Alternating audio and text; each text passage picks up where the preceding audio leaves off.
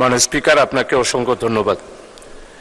আমাদের মাননীয় এলজিআরডির অত্যন্ত সজ্জন বিজ্ঞ আমাদের মির্জা ফখরুল ইসলাম আলমগীর মহোদয়, মাননীয় সংসদ সদস্য মন্ত্রী, উনি 300 বিধিতে একটা বিবৃতি দিয়েছেন।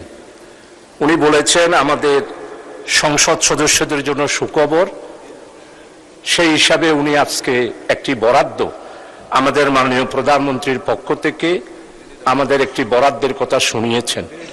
আমরা সত্যিই খুশি হয়েছি, ওনাকে ধন্যবাদ জানাচ্ছি, মাননীয় প্রধানমন্ত্রীকে ধন্যবাদ জানাচ্ছি।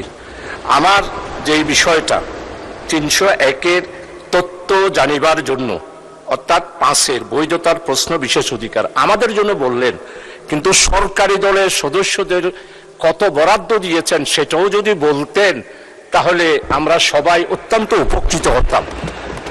আমাদেরকে জানালে, সরকারি দলের যারা আছে এদের জানালেন না, এটা জানালেই আমরা বেশি খুশি হতাম। আপনাকে ধন্যবাদ মাননীয় স্পিকার।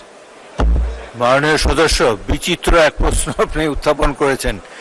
300 বিধিতে বক্তব্য রাখার পর এটি নিয়ে কোনো আলোচনা সংসদে অ্যাকসেপ্টেবল না, সুতরাং পয়েন্ট অফ অর্ডারটি গৃহীত হলো না।